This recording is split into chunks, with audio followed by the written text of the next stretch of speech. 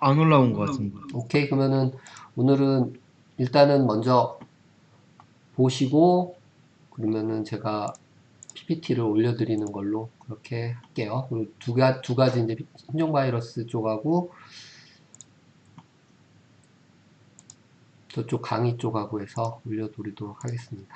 이렇게 신종 바이러스 부분은 지금 실질적으로 겪고 있는 거라 강의실에서 듣는 것보다 여러분들이 아마 피부로 실제 느끼고 있을 거예요. 어떻게 이렇게 바이러스 컨트롤을 하고 대형으로 이렇게 아웃브레이크 됐을 때 방역 당국에서 어떻게 컨트롤을 할 것인가, 사람들의 검사를 어떻게 하고, 에피데미올로지라고 얘기하는데 검역을 통해서 그 사람들이 퍼져나가는 거를 방어를 하고, 새로운 바이러스 감염자들이 신규로 또 감염을 확산시키지 않도록 해서 계속 격리하고 마스크 쓰고 이런 쪽의 컨트롤이 이루어지고 있죠. 기존에는 대부분 직접 겪어본 적이 없기 때문에 여기 나오는 뭐 감염 역학에서 에피데미올로지, 그래서 신종 바이러스 또는 변종 바이러스, 새롭게 유행하는 바이러스들의 질환에 대해서 대응하는 그런 내용들에 대해서 이론으로만 배웠었는데 지금 현재 여러분이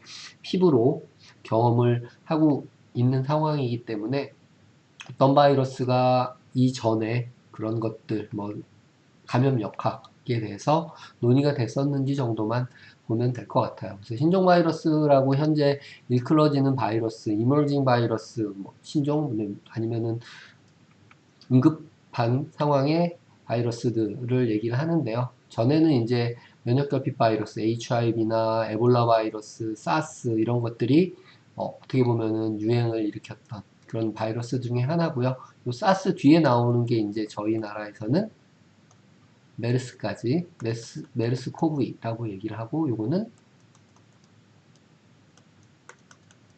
저번에 얘기했듯이 이렇고요. 지금 이제 유행하고 있는 코비드 19 같은 경우는 사스코브2라고 해서 이게 이제 새로운 신종 바이러스로 유행을 하고 있는 상태입니다. 그런 바이러스들이 어떻게 감염이 되고 전파가 되고 계속해서 확산이 되고 어떠한 때에 어떠한 그룹에서 방어가 되고 이런 것들을 따라가면서 추적하는 게 이제 감염 역학, 에피데미올로지라고 얘기를 하게 됩니다. 신종 바이러스와 변종 바이러스의 구분, 기존에 알려진 바이러스의 다른 변화한 형태라고 얘기를 하는 거죠. 근데 그러면 사스코브이하고 사스 코로나 바이러스 2하고 변종 바이러스 아닙니까? 라고 얘기하는 사람들도 있어요. 실제 뭐 변종에 가까운 그런 형태고요. 유전자 시퀀스 자체가 90% 정도까지 8, 90% 동일하기 때문에 변종이라고도 얘기를 할 수 있는데 그 감염된 형태라든지 확산되어지는 감염 역학적인 측면에서 완전히 새로운 바이러스다 해서 신종으로 분류를 한 거라고 생각하시면 되고요. 요즘 실제 우한에서 발견됐을 때 코비드보다 우리나라나 유럽 그리고 미국에서 돌아다니는 바이러스들의 서열이 약간 변화됐습니다. 근데 그런 것들을 신종이 아닌 변종으로 해서 포함해서 집어넣게 된다고 생각하시면 됩니다. 일반적인 바이러스의 감염 형태를 뭐 아셔야 될 것 같은데요. 풍토성은 특정 지역에서 우리나라 같은 경우는 이제 비형 간염 바이러스는 풍토 감염이라고 얘기를 해요. 뭐 같이 음식 나눠 먹고 이런 거 아니면 술잔 돌리고 이런 것들 때문에 예전에 이제 낮은 수준의 감염이 지속적으로 유지되는 풍토성 감염이 있고요. 유행성 감염은 계절에 따라서 우리가 지금 독감 같은 형태겠죠. 계절 독감 또는 결막염. 초여름 되면은 눈병 돕니다. 이제 그런 것들이 넓은 지역에 일어나는 일시적인 감염 형태입니다. 유행성으로 어떠한 특정 시기에만 발생하는 그런 형태죠. 비형 감염이 어떤 특정한 시기에만 나타나는 게 아니고 우리나라 전 지역에서 이제 나타나는 그런 형태죠. 산발성이라는 거는 이제 동일한 바이러스의 감염이고 감염권 사이에 연관성은 없어요. 여기저기 듬성듬성 분산돼서 나타나는 그런 형태를 말을 합니다. 그래서 이제 이러한 풍토성이나 유행성, 산발성은 일부 많지 않은 파퓰레이션에서만 이제 감염이 되는 형태가 많으니까 많은 사람이 감염이 되어 있는 그런 형태로 나타나게 되고요. 그게 이제 풍토성 감염과 유행성 감염의 비교라고 표현을 했는데요. 왜 엔데믹하게 나타나는 거, 아니면은 에피데믹하게 나타나는 거. 이게 어떻게 보면은 낮은 감염 형태로 풍토성은 계속 나타나는 거고요.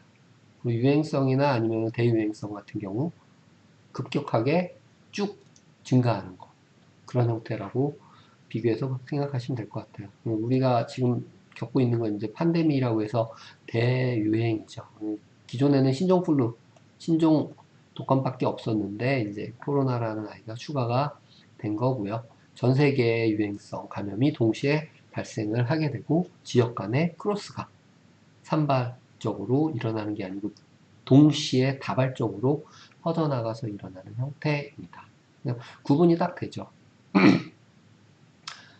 신종플루 때도 그랬잖아요. 없었었는데 갑자기 전 세계적으로 쫙 유행을 하고 사그러들었죠. 그 한꺼번에 터져 나오는 거를 아웃브레이크, 돌발 감염이라고 이제 얘기를 하고요. 예측되지 않았던 새로운 감염건들을 이런 식으로 표현을 하게 됩니다. 그래서 풍토성, 유행성, 산발성, 그리고 대유행으로 감염 형태를 나누어서 얘기를 하게 되고요. 일반적으로 요 세 가지는 약한 감염에 속한다고 하면은 대유행성은 신종의 바이러스가 굉장히 넓은 범위의 감염이 나타나는 그런 바이러스들입니다. 신종 바이러스 여기 나와 있는 거는 솔직히 뭐 더 이상 신종은 아니고요. 90년대 이후에 이제 사스나 조류 인플루엔자, 신종플루 정도가 제가 생각하는 신종이고요. 그리고 1920년대 초반에 코비드 19가 우리에게 이제 현실적으로 다가오는 실제 신종 바이러스라고 얘기를 하면 되겠죠. H5N1이나 H1N1은 지금까지도 계속해서 강한 독감 바이러스의 하나로 분류가 되어 있는 그런 바이러스입니다. H5N1은 뭐 인플루엔자 바이러스 특징을 배우셨겠지만 실질적으로는 조류에서 온 거예요. 조류에서 왔다가 소아인 돼지로 넘어갔다가 다시 사람에게 온 그런 형태로 이제 순종 바이러스로 변형이 된 그런 바이러스라고 보시면은 이해가 쉬우실 겁니다. 뭐 신종 바이러스의 발생 원인 새로운 접촉의 발생이라고 표현했는데요. 맞습니다. 그러니까 대륙 간 서로 간에 접촉이 없었었는데 새로운 교류 또는 새로운 사람들이 진입함으로 인해서 그 사람들이 가지고 떠나게 되는 거죠. 그게 어떻게 보면 가장 큰 문제예요. 여기서만 국한돼서 방어가 되고 사멸이 되면은 더 이상 퍼져나가지 않습니다. 근데 퍼져나가는 그 형태로 새로운 접촉이 발생을 하게 되는 거죠. 어떻게 보면 이게 가장 큰 글로벌화가 신종 바이러스의 원인이라고 할 수가 있죠. 지금 뭐 또 야기되는 게 남극 또는 북극의 빙하가 만년빙하가 녹으면서 거기에서 나오는 바이러스들이 그 주변을 감염시키고 그 감염된 사람들이 세계로 퍼져나가고 뭐 이런 식으로 해서 새로운 감염을 만들어내는 신종 바이러스 감염을 유발을 하게 된다는 개념이 들어있는 거죠. 그래서 에볼라나 아니면 휴먼 T셀 루케미아 바이러스들도 다 아프리카에 국한되어 있다가 새롭게 인수공통, 그러니까 동물을 통해서 사람에게 감염이 퍼져나온 형태라고 보면 됩니다. 뭐 환경의 변화도 있죠. 그러니까 뭐 온난화가 어떻게 보면 가장 큰 그 하나의 문제라고 볼 수 있고요. 웨스트나일 바이러스는 원래 웨스트나일은 서나일강이죠. 그러니까 이집트 쪽에 순모기가 엄청 더운 지역이잖아요. 점점 온난화 지역도 온대 지역도 열대화 되면서 모기들이 퍼져서 올라오는 거죠. 지카 바이러스도 어떻게 보면 비슷한 형태라고 생각하시면 됩니다. 지카도 브라질이나 이쪽 뭐 열대지방에만 원래 존재하던 애들인데 온난화 지역의 이제 열대화로 인해서 모기들이 더 많이 퍼져나오고 진드기도 똑같고요. 그래서 어떻게 보면 기후 변화가 가장 큰 요인 중에 하나라고 얘기할 수가 있죠. 지금 현재 미국에서 웨스트나일 바이러스 때문에 굉장히 많은 문제가 되고 있어요. 그래서 플라비비리데라고 하는데 앞에서 이제 아보 바이러스, 아르보, 이게 아스로포드에서 실질적으로 곤충 매개로 물어서 전염되는 모기나 진드기에 의해서 확산되는 그런 바이러스가 최근 많은 유행을 하고 있죠. 그리고 이 아르보바이러스, 아보바이러스 대부분 RNA 바이러스예요. 그러니까 퍼져나가거나 변종이 생기거나 이런 거가 굉장히 활발하기 때문에 최근에 많이 유행을 하고 있는 바이러스고, 환경 변화에 의해서 그 영향이 점점 커지고 있다라고 말씀드릴 수 있는 겁니다. 오케이? 이제 뭐 원숭이 천연두의 예인데 굉장히 뭐 드문 예예요. 근데 이게 사람한테 퍼져 나오고, 특히 요즘 애완동물 많이 키우죠. 프레리독 여러분들 보면은 구멍에서 쏙 튀어나와갖고 멍멍거리고 또 들어가고 그런 애들 있잖아요. 이거 집에서 키우는 분들 있어요. 원숭이 천연두가 여기 감염돼 있다가 같이 키우는 사람한테 전파돼서, 천연두는 실질적으로 호환 마마죠. 우리에게는 멸종된 바이러스라고 보시면 됩니다. 근데 이게 자꾸 다시 상기되는 거죠. 다른 동물 바이러스가 사람에게 퍼져나가면서 새로운 비자연적 접촉, 원래는 없었던 접촉이 발생을 하는 거죠. 사스도 시장에서 사양고양이하고 닭 같이 키우면서 닭의 분변이 사양고양이의 사육장으로 떨어지고 거기서 바이러스가 감염되고, 그 사양고양이 것이 또 사람에게 오고 이런 식으로 해서 퍼져나갔다는 얘기가 되는 거죠. 변종 바이러스들이 원래 그 새로운 신종들의 변형된 형태로 계속해서 이제 퍼져 나가게 된 거고요. 이 조류독감 바이러스가 대표적이라고 했죠. 변종 바이러스 하면은 조류독감 바이러스를 기억하시면 됩니다. 왜? 인플루엔자 바이러스는 분절 게놈을 갖고 있고, 그 분절 게놈이 조류에서 돼지로, 돼지에서 사람으로 서로 간에 크로스가 생기게 되면서, H1N5는 아까 말씀 H5N1은 조류 독감 바이러스예요. 근데 인간에게 크로스해서 변형된 형태로 들어올 수 있다라는 거죠. 오케이. 신종 바이러스가 생겨나면 그 자체로도 무섭지만, 그 바이러스가 또다시 변종을 만들어내서 한동안 안 나타났다가 또 시기가 지나면은 새로운 바이러스처럼, 마치 새로운 바이러스처럼 병을 일으킬 수 있다라는 그런 개념입니다. 백신 개발이나 이런 거에 시간이 걸리기 때문에 우리가 이제 대처하는데 많은 어려움이 발생을 한다는 거죠. 오케이? 신종 바이러스의 개념은 뭐 이 정도 얘기하면 될 것 같고요. 여기 앞에서 말씀드렸듯이 바이러스 감염의 형태들, 이 부분이죠. 바이러스 감염의 형태. 풍토성, 유행성, 산발성, 대유행성, 뭐 이런 개념들을 기억을 하시면은 어떨까 생각을 드립니다. 오케이? 여하튼 요즘 새로운 바이러스가 유행하고 그 바이러스가 퍼져나가는 이런 개념들은 대부분 신종 바이러스의 개념인데, 그 바이러스들이 서로 간에 경쟁해서 어떻게 보면은 더 우월한, 지금 현재의 환경, 그리고 지금 현재의 상황에 우월한 형태로 변이가 됐고, 그게 사람에게 접촉될 수 있는 확률이 높아지면서 대유행을 만들어냅니다. 라는 개념이죠. 감염 역학, 지금 우리가 앞에서 얘기했던 감염 역학이라는 개념만 잘 기억해 보시면 될 것 같아요. 그래서 처음에 감염에 의해서 다시 감염의 확산이 일어날 거고요. 지금은 어떤 상태예요? 감염의 재확산이죠. 1차, 2차, 3차에 거쳐서. 그거를 컨트롤하기 위해서 계속 애쓰고 있는데, 가면 갈수록 어려워지는 측면이 많아요. 그러니까 요즘은 어디서 감염이 됐다고 그래도 뭐 이상하지 않을 정도로 주변에 감염된 사람이 굉장히 만연되어 있는 그런 상태라고 보시면 됩니다. 그러니까 조금 더 여러분들이 주의를 하셔야 된다라는 말씀을 드리는 거예요. 억울하잖아. 지금까지 1년 동안 잘 버텼는데 지금 뭐 약간 증상이 있거나 접촉자 있어서 검사 받으신 분 있으세요? 있으면은 대답하세요. 자수. 혹시 검사 받은 사람 있어요? 네 분 학생 중에 있나요? 없는 것 같습니다. 없는 것 같아요. 대답 안 했으니까 없는 거겠죠. 지금까지 잘 피해 다녀서 버텼는데, 지금 감염이 되면은 너무 억울하죠. 조금만, 답답하고 힘들더라도 참으시고, 아마도,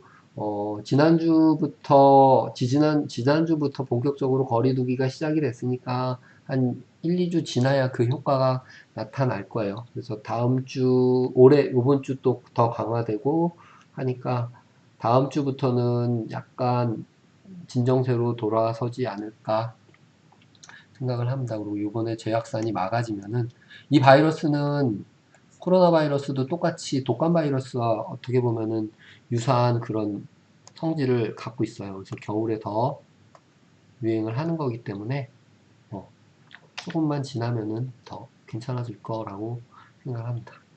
오케이? 네, 신종 바이러스에 대해서 대략 말씀을 드렸고요. 마지막 파트입니다. 이제 25장, 26장 얘기가 나올 거고요.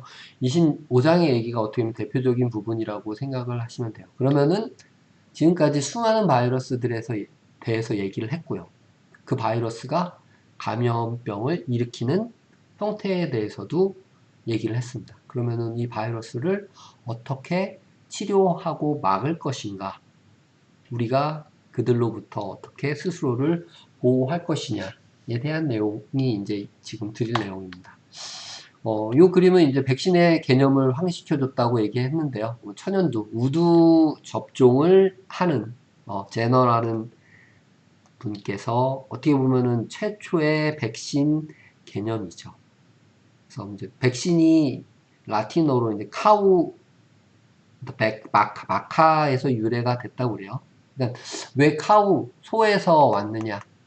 이 우두의 폭스 바이러스, 천연두 바이러스, 천연두 바이러스를 사람한테 접종함으로써 그게 백신이라고 하는 개념도 없는 상황에서 바이러스 감염이 안 되네? 돼도 조금밖에 안 아프고 그냥 끝나네? 라는 거를 알게 된 거죠.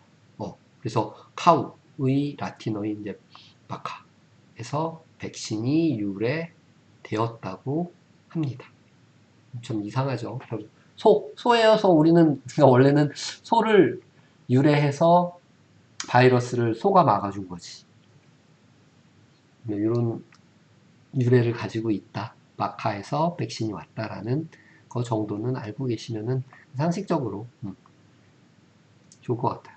여하튼 에드워드 제너라는 분이 1800년대 초에 그 카우폭스 바이러스를 그러니까 소를 가지고 소에서 그 고름을 사람한테 이렇게 찌른 거예요. 그러면 그 안에 이제 바이러스가 들어있으니까 그 바이러스에 의해서 유사종이죠. 사람한테 우드 카우폭스는 실질적으로 병원 유발하지 않지만 어, 우리가 알고 있는 폭스 바이러스에 대해서 천연두 바이러스에 대해서 백신을 만들어내게 된 거죠. 그거를 이제 따라하신 분이 우리나라에서는 지석영이라는 의사 선생님이고 처음으로 우리나라의 백신의 개념을 선보이신 분입니다. 조선 최초 서양의학 교육기관 의학교의 초대 교장까지 연임하신 지석영 하면은 종두법 해서 다들 알고 있는 그런 분이죠. 결국에는 이 시스템이 백신이라는 거를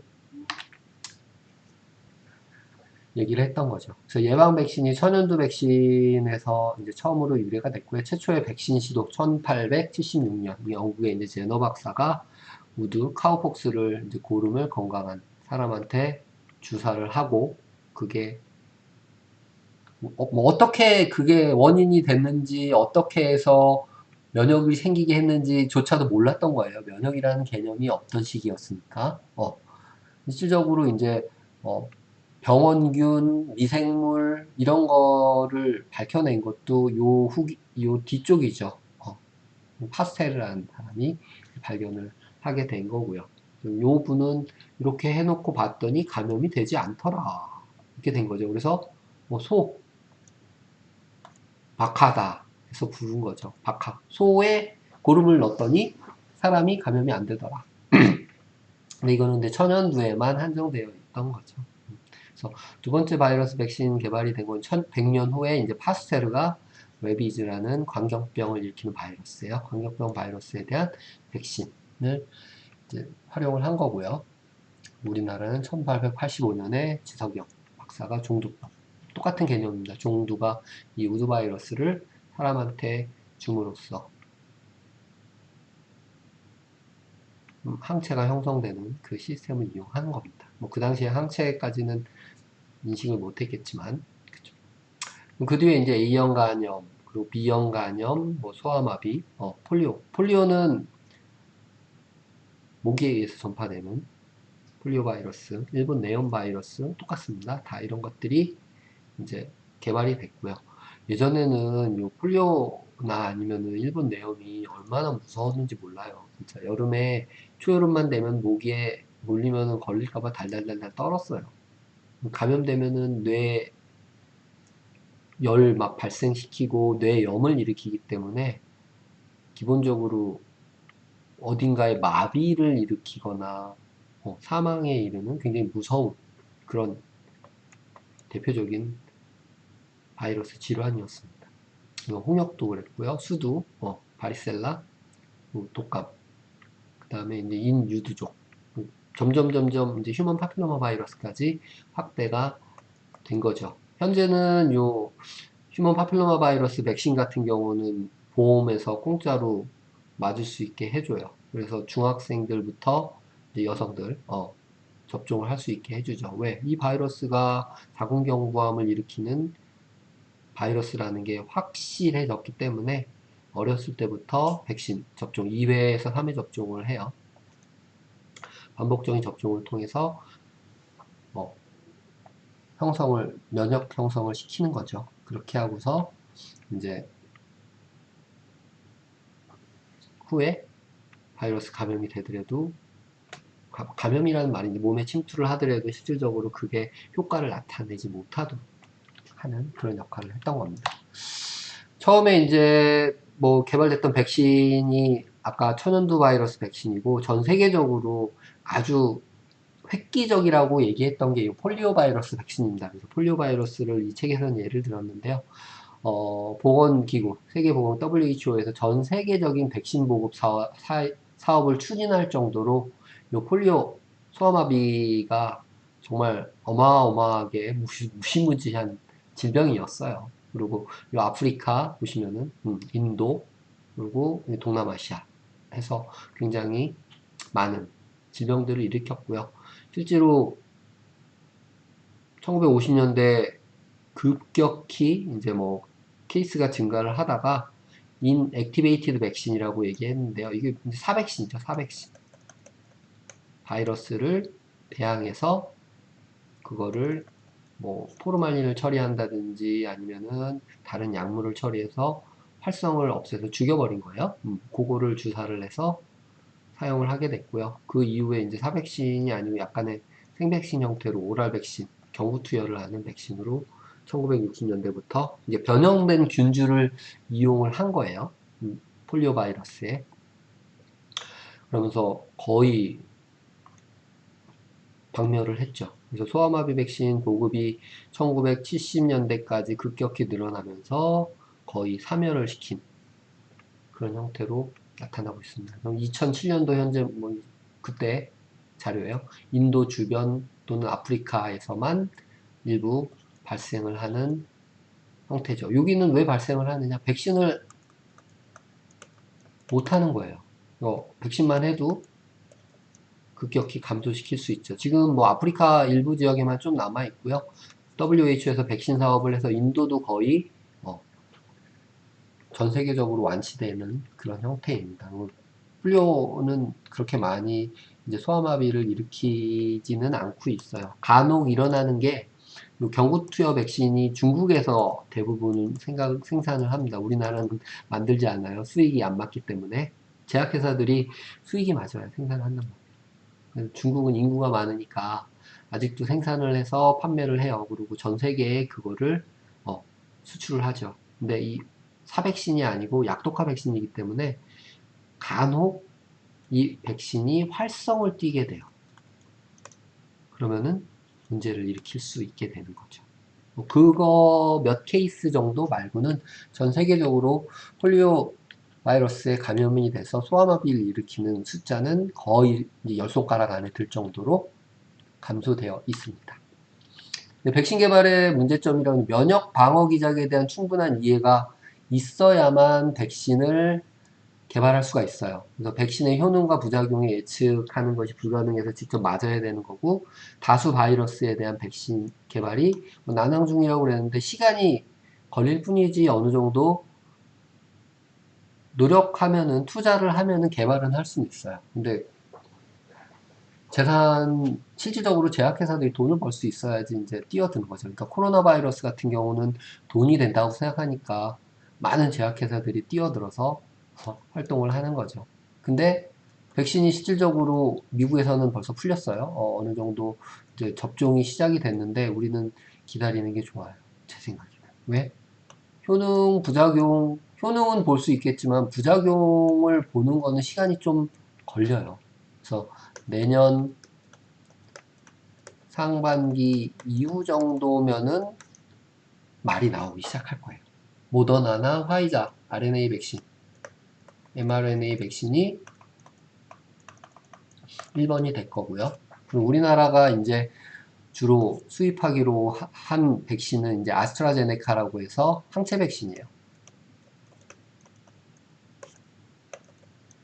이거가 우리나라가 주로 수입하기로 한 계약을 맺은 백신 형태고요. 요게 RNA 백신보다는 조금 안전해요. 그리고 아마도 다른 나라에서, 특히 유럽에서, 유럽 회사의 아스트라제네카는 유럽에서 접종을 시작하고 1에서 2달 후에 우리나라에서 접종을 시작할 겁니다. 빨리 맞고 싶으신 분들은 빨리 맞아도 상관은 없으나 조금 기다렸다가 남들보다 한 달 정도는 기다렸다가 맞으시는 게 어떨까 하는 게 저의 개인적인 의견입니다. 어디? 아스트라 제네카. mRNA 백신 미국에서 지금 모더나하고 화이자. 화이자는 많이 들어봤을 거예요. 글로벌 제약회사예요, 다. 여하튼 요런 다수의 바이러스에 대한 백신 하나를 갖고 있는데 문제점 같은 경우는 굉장히 많죠. 바이러스가 쉽게 변한다든지 이럴 경우에는 개발에 어려움이 있습니다. 사백신 같은 경우는 1차 접종, 2차 접종, 3차 접종, 죽은 바이러스 백신이라서 여러 번을 반복적으로 주사를 해서 1차 면역, 2차 면역, 3차 면역을 형성을 시켜줘야 됩니다. 안전하죠, 그 대신. 굉장히 안전해요. 그렇지만 이 생백신은 이 사백신에 비해서는 상대적으로 덜 안전해요. 하지만 어떤 장점이 있어요. 완전히 죽은 게 아니고 살아있는 바이러스예요. 그러니까 우리 면역 반응이 어때요? 살아있는 바이러스이기 때문에 능동 면역 작용이 반복적으로 일어나요. 그래서 1차 접종에 대해서 아주 강력한 능동 면역이 발생을 하고요. 바이러스 증식이 어느 정도 되면서 면역이 쭉 계속해서 상승을 하게 됩니다. 그리고 이 뒤에 우리는 메모리, 기억세포를 갖고 있죠. 면역세포가. 그렇기 때문에 동일한 바이러스에 대해서는 거의 완벽하게 한 번의 접종으로 백신, 항체를 만들어낼 수 있게 할 수가 있습니다. 이게 그러니까 폴리오 바이러스만 가지고 얘기를 한다고 하면은 요 뒤에 있는 게 이제 경구 투여를 하는 생백신 형태가 될 겁니다. 그 생백신 면역 반응, 한 번의 접종으로 면역 반응이 유도된다. 접종 후 증식한 바이러스의 적정치 역가가 바로 이제 나타나게 되는 이런 식으로 확인이 된다는 거죠. 우리가 수입하게 될 요 아스트라제네카의 항체 백신도 어떻게 보면은 뭐 한 2차까지 반복 접종을 해야 되는 그런 형태고요. 항체, 말 그대로 이제 항체 단백질 백신이라고 생각하시면은 됩니다. 그렇기 때문에 시간이 좀 걸린다는 얘기죠. 백신의 기본 요소라고 했는데 이제 백신의 제조 공정 어떻게 백신을 만드느냐에 따라서 이 세 가지로 나눈다는 얘기입니다. 약독화 백신 이게 이제 생백신의 개념이고요. 완전히 살아있는 바이러스 찌르면 죽지 사람이 큰일 나죠. 약독화 백신이 약독화 생백신이라고 이제 표현을 하고요. 그리고 사백신 완전히 죽인 거. 그리고 서브유닛 백신이라는 게 특정 부위 바이러스의 스파이크 프로테인만 단백질만 이용해서 만든다든지 특정 부위만 우리가 뭐 할 수 있어요. 플라스미드에 집어넣어서 유전자 재조합을 통해서 재조합 플라스미드로 발현을 시킬 수 있죠. 그러면 이 스파이크 단백질만 생체에서 만들어지고 요 프로테인에 대응하는 항체가 만들어지겠죠. 근데 이 항체를 만들 수 있는 부위를 찾는 게 너무 어려운 거예요. 어떤 부분이 도대체 항원성을 갖고 있냐, 항원성. 면역 반응을 자극해서 항체를 생산할 수 있는 성질이 있느냐, 부위를 찾는 게 굉장히 어렵다는 거죠. 그게 이제 서브 유닛 백신이라고 할 수 있고요. 그리고 이제 요 서브 유닛 백신들은 대부분 클로닝에 의해서, 몰리큘러 클로닝에 의해서 생산이 되게 된다는 겁니다. 오케이? 소단위 백신이라고 서브 유닛 백신의 뭐 다른 형태인데 요거는 제조합을 통해서 만든 걸로 제가 묶었어요. 요즘은 그렇게 하니까. 요 플래그먼테이션 백신은 말 그대로 리컨비네이션 시켜서 새로운 단백질이 만든 게 아니고 바이러스를 빡 부신 거예요. 그래서 바이러스의 일부 단백질을 사용해서 백신으로 이제 이게 이렇게 해서 사용했더니 항체가 생기더라 라는 걸 알고 있는 부분들을 알고 있는 바이러스를 이용해서 사용을 하는 거죠. 근데 이 개념을 지금은 클로닝에 포함시켜서 얘기를 드린 겁니다. 왜 더 이상 많이 사용을 안 하는 부분이기 때문에 효과도 미비하고요. 오케이? 그러니까 클로닝에서 바이러스의 프로테인을 만든 다음에 요 바이러스 라이크 파티클 백신이나 아니면 서브 유닛 백신 위에 있는 요 플래그멘테이션 된 것들과 유사한 형태로 사용을 하는 거죠. 그냥 바이러스를 조각을 내는 것보다 훨씬 효율적이라는 거죠. 그래서 약독화 생백신, 약독화 사백신, 약독화가 아니면 사백신, 그리고 서브 유닛 백신 이렇게 해서 구분을 하겠습니다. 이게 제조 공정에 따라서 바이러스 백신의 기본 요소들을 나눠 놓은 거라고 생각하시면 됩니다. 지금 대부분 만드는 것들은 몰리큘러 클로닝 이 부분을 활용을 하는 거죠. 그렇죠? 뭐 mRNA 백신도 결국에는 mRNA를 만든 거예요. 그 플라스미드에다가 DNA로 만든 다음에 제조합 DNA를 RNA로 만든 다음에 이 RNA를 리피드로 싸서 리피좀을 만들어서 사용하는 그런 형태라고 보시면 됩니다. 그러니까 RNA를 그냥 뚝 하고 만들 수 없어요. RNA를 만들 수 있는 템플레이트, 주형이 있어야 되는 거죠.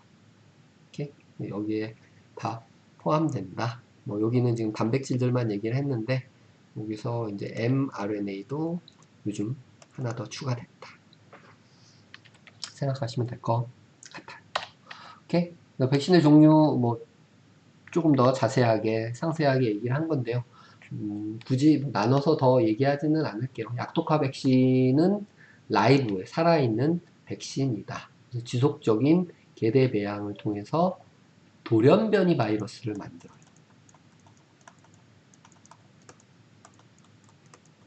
계대 배양이라는 건 세포에다가 감염시키고 처음 감염, 두 번째 감염, 또 감염, 또 세 번, 네 번, 다섯 계속 감염시키다 보면은 요 변형된 독성이 없는 감염이 되지 않죠 더 이상 감염이 되지 않는 바이러스가 나타나요. 요거를 유지를 하는 거죠. 바이러스와 똑같은데 감염은 되지 않는 돌연변이 바이러스를 만들어내게 되는 겁니다. 세포 배양을 통한 바이러스의 약독화 과정이라고 되어 있죠. 분홍색은 이제 사람 세포고 보라색은 원숭이 세포라고 되어 있죠. 그래서 원숭이 세포에서 계속 감염을 시키면서 감염이 되지 않는 새로운 바이러스를 만들어내게 되는 지속적인 계획 또는 뭐 비생리적 온도 증식, 온도를 낮춰서 30도에서 계속 증식을 시키다 보면은 새로운 바이러스가 이제 만들어지게 되는 거고요. 30도에서는 증식하는데 37도에서는 증식을 안 해. 뭐 이런 돌연변이들. 그러면은 이 바이러스가 사람에 왔을 때 증식을 안 하겠죠. 어떻게 보면 약독화 백신이 되는 겁니다. 인플루엔자 바이러스 같은 경우 이제 분절 게놈을 갖게 되는데요. 분절 게놈을 이용해서 병 독성이 없는 그런 변이주를 만드는 거죠. 변이주. 아니면은 뭐 요 방법 이외에는 없습니다. 폴리오 바이러스도 똑같이 그런 변이주를 만들어서 숙주세포에서 잘 자라지 않는 아이를 만든 거고요. 온도에 민감하거나 또는 저온 저온한 그런 형태로 개발을 하게 됩니다. 약독화 백신, 약독화 빠졌죠? 생백신, 살아있는 백신입니다. 하이그로스하고 셀렉티드 댕그에 같이 감염을 시켜서 인액티브된 새로운 바이러스를 만들어낸다는 그런 개념입니다. 약독화 인플루엔자 백신. 근데 지금 생산하고 있는 이제 인플루엔자 바이러스 백신은 이런 생백신의 개념으로 사용하는 것도 많지만 지금 현재는 세포를 가지고 이러한 어테뉴에이션 된 바이러스를 만들어서 사용하는 그런 형태가 많다고 보시면 되겠습니다. 네. 옛날에는 계란 노른자에 감염시켰어요. 근데 지금은 요 세포에다가 감염을 시켜서 사람한테는 감염이 되지 않는 그런 바이러스를 만들어서 라이브 어테뉴에 바이러스로 백신을 개발, 사용하고 있습니다. 소아마비 백신 사빈 스트레인이라고 얘기하는데 이것도 폴리오 바이러스의 몇 번이에요? 벌써 21번, 8번, 39번, 3번, 3번 계속해서 개대를 한 거예요. 그럼으로써 사람에 감염이 되지 않는 변형 바이러스를 만들어 낸 거다. 생백신 성공의 요인, 숙주에 어느 정도 증식이 돼야 되고요. 증식 부위 이외에 다른 곳에는 전파가 되지 않아야겠죠, 당연히. 약한 증세만 보여야 돼요. 살짝 열 조금 나고 없어지고. 수두 바이러스도 똑같죠, 수두. 수두 우리 주사 맞으면 열 살짝 나고 아파요. 근데 다음에 감염됐을 때 감염이 안 되게 하는 그런 거죠. 그리고 이제 엔테로 바이러스, 장 바이러스라고 얘기하는데요. 요 최신 생백신 투여해서 이제 치료를 하려고 이제 노력을 많이 하고 있죠. 경구는 소아마비, 요 엔테로에 속하는 거예요. 폴리오 바이러스, 요 설사, 로타 바이러스들. A형 감염 바이러스도 헤파타이티스, HAB도 지금 현재는 이 경구투여 바이러스로 개발이 돼서 애기들이 먹고 있어요. 다 생백신이라는 소리예요. 소아마비, 피하에 주사할 수도 있고, 이제 멉스라고 이하선염, 볼거리. 여성분들은 볼거리 백신 꼭 맞으셔야 됩니다. 나중에 임신했을 때 볼거리 바이러스 감염되면은 태아가 사산돼요. 얘는 유일하게 지카 바이러스하고 유사하게 태반을 통과하는 바이러스. 평소에는 그냥 목 밑에 이제 붓고 마는데 나중에 문제를 일으킬 수 있는 그런 바이러스이기 때문에 백신 아마 대부분 맞으셨을 거예요. 풍진도 그렇고요. 생백신 문제점은 아까 말씀드렸듯이 약독화되었기 때문에 이제 가끔 미접종자에게 퍼질 수 있는 가능성을 완전히 배제할 수 없다. 그래서 소아마비 생백신 변이주가 드물게 나타나서 문제를 일으킬 수 있다는 거죠. 옆에 이제 애들한테 또는 여기 있듯이 변이주 복귀한 거죠. 복귀 돌연변이체 발견. 그러니까 원래 변형이 되어 있는 아이인데 그 아이가 원래대로 이제 돌아온 그런 변형체로 나타나게 될 수도 있다라는. 아니면은 생백신 제조 공정상에서 1950년대 제조된 소아마비 백신의 원숭이 세포에서 배양하면서 이 SV 꼬리 시미안 바이러스 40이 감염이 됐어요. 그래갖고 이 원숭이 바이러스 건데 사람한테 이 바이러스가 감염이 돼서 여기는 사람한테 종양을 유발할 수 있거든요. 오케이? 뭐 대안으로 이제 고전적인 약독화 과정 대신에 분자생물학 기법, 이제 세포 배양 기법을 이용해서 사용을 하거나 아니면 클로닝으로 돌연 변이를 완전히 도입을 하는 거죠. 원래의 바이러스의 클로닝을 통해서 뮤테이션 부위를 도입을 하게 되는 겁니다. 그러면 이제 뭐 어티뉴에이션 약독화 되는 거죠. 돌연변이를 주거나 잘라버리거나 결손 돌연변이 복귀 변이체가 발생할 확률이 굉장히 낮아지는 거죠. 아예 잘라버리니까.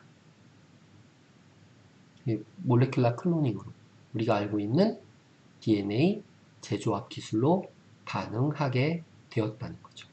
오케이? 그리고 세포에서 배양을 하기 때문에 세포는 동물세포 실험실에서 배양을 하면은 굉장히 깨끗한 환경에서 배양이 되고 다른 외부 감염을 감소시킬 수 있는 거죠. 철저하게 관리가 가능한 겁니다. 그래서 이러한 세포주를 이용한다면 안정적으로 백신 생산이 가능하다라는 얘기가 되는 거죠. 뭐 말이 좋아 바이러스 이제 증식시키는 거지 그 바이러스는 이 세포에서만 생산이 되고 다른 세포에 감염이 돼서 바이러스를 만들지 못하기 때문에 그렇죠? 분자생물학 기법을 이용해서 더 좋은 생백신을 만들어내고자 노력을 하는 거죠. 오케이. 그러면 사백신은 다음 시간에 이어서 그 뒤로는 이제 더 어려운 개념은 아니기 때문에 좀 더 쉽다고 생각하시면 제일 어려운 부분은 분자생물학 서브 유닛 백신들인데요. 얘기 말씀드렸듯이 백신이 뭐 사백신, 생백신, 그리고 제조합 백신 이렇게 세 가지로 크게 구분지어서 개발이 될 수 있다라는 거 말씀을 드립니다. 오늘은 우선 생백신까지 하고요. 혹시 질문 있으시면 질문 주세요.